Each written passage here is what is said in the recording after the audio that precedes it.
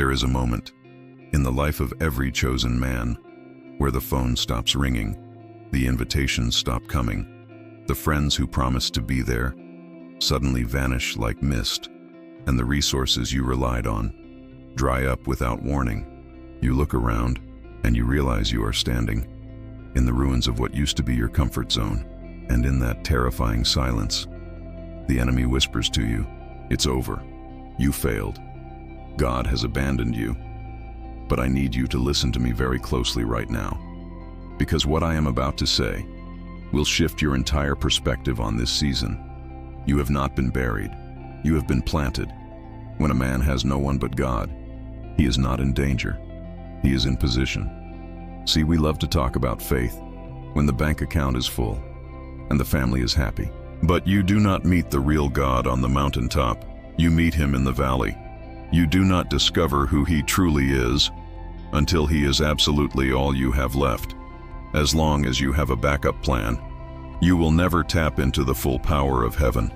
As long as you have a plan B, you will never see the miracle of plan A. So God, in his severe mercy, sometimes clears the stage. He removes the props. He removes the supporting actors. He turns off the spotlight. Why? Because he wants an audience of one.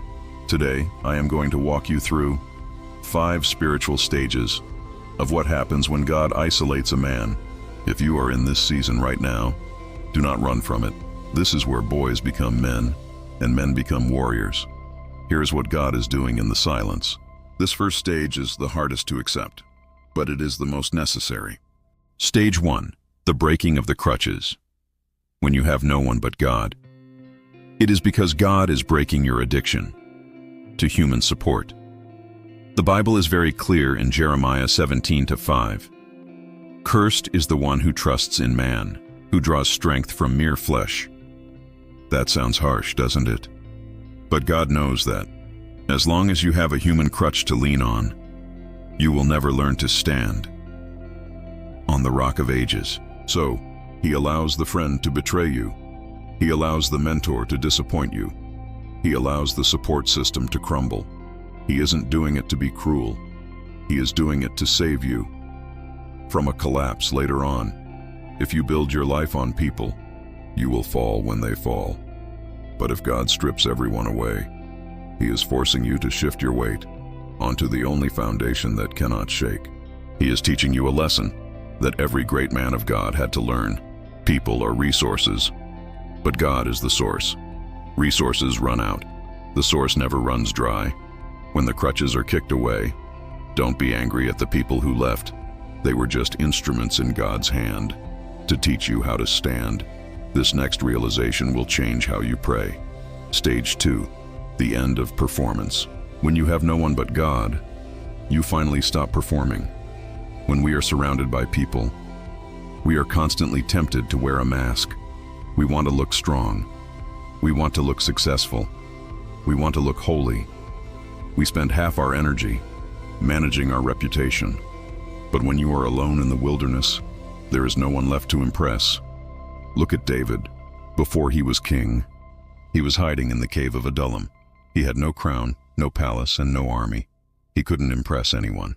And it was there, in the dark, that he wrote his rawest, most honest psalms. He cried out, "I pour out my complaint before him. I tell him my trouble." Psalm 142:2. God isolates you to strip off your mask. He wants the real you. He wants your tears, your anger, your confusion, and your raw honesty. When you have no one else to call, you finally talk to God for real. And that is when the relationship shifts from religion to intimacy.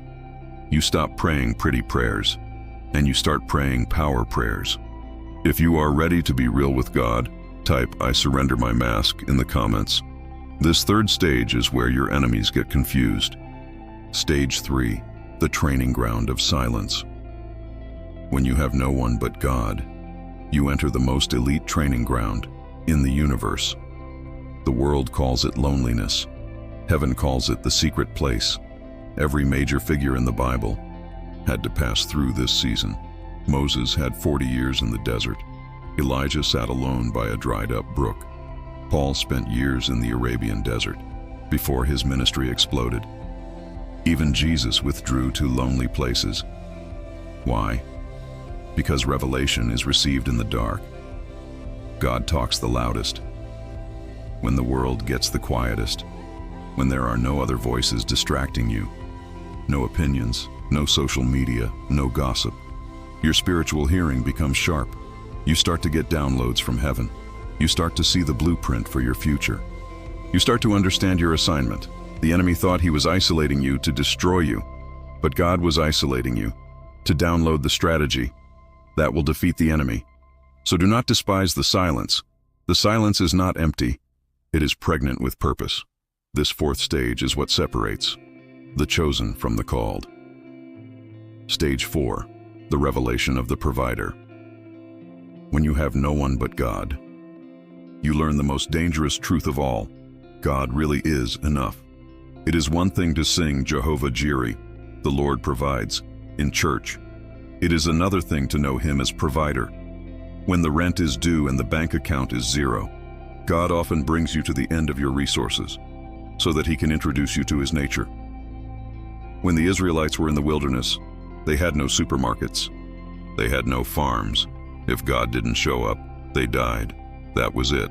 And every morning, manna fell from the sky. Water came from a rock.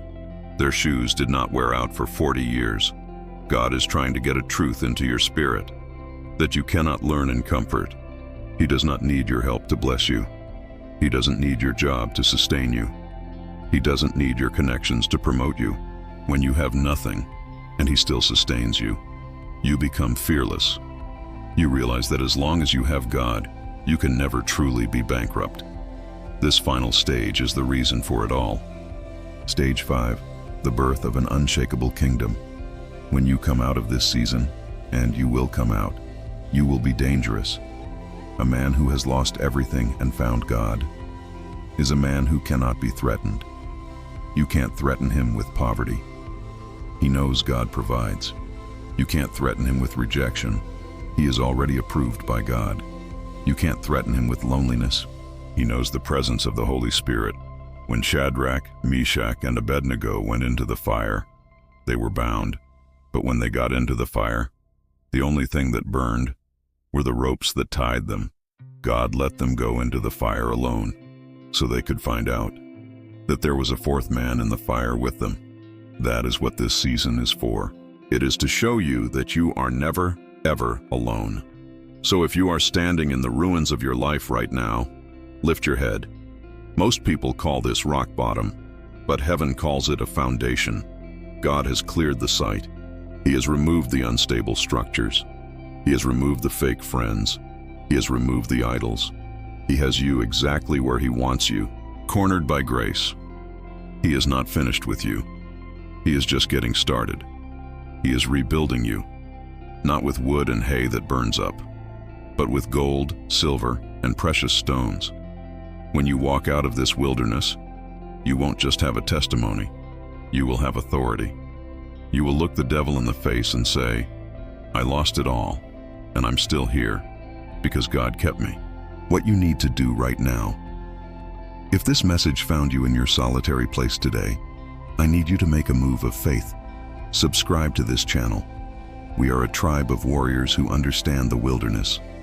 You belong here, and I want you to make a declaration that will shake the spiritual atmosphere. If you know God is all you need, type this in the comments. God is my source. Type it in all caps. Let the enemy know your trust is not in people, not in money, but in the living God. Share this video with someone who feels alone right now. Be the reminder that God is with them. You are not alone. You are just set apart. Stay strong. I'll see you in the next video.